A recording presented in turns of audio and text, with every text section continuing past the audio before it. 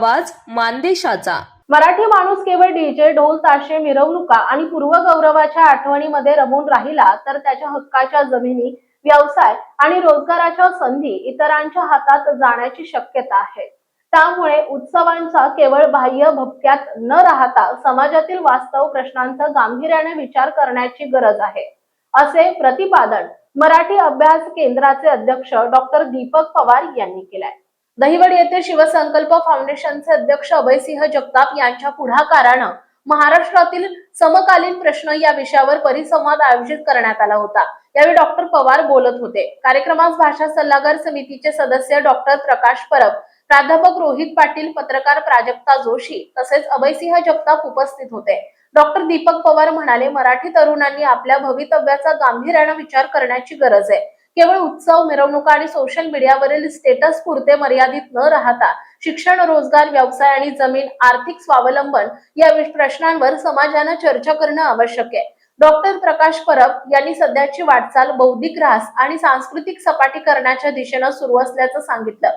मराठी ऐवजी इंग्रजी माध्यमातून शिक्षण घेतल्यानंच आपण प्रगत होऊ, हा भ्रम दूर करण्याची गरज आहे। समाजातील चांगल्या आणि विचारशील व्यक्तींनी राजकारणात सक्रियपणे यायला हवे, असं त्यांनी नमूद केले। प्राध्यापक रोहित पाटील यांनी मतदारसंघ पुनर्रचना विधेयकामुळे महाराष्ट्रासह दक्षिण भारतातील राज्यांवर परिणाम होण्याची शक्यता व्यक्त केली। लोकसंख्या नियंत्रणाच्या धोरणाची अंमलबजावणी करणाऱ्या राज्यांवर अन्याय होऊ नये यासाठी या विषयाकडे गांभीर्याने पाहण्याची गरज असल्याचं त्यांनी सांगितले।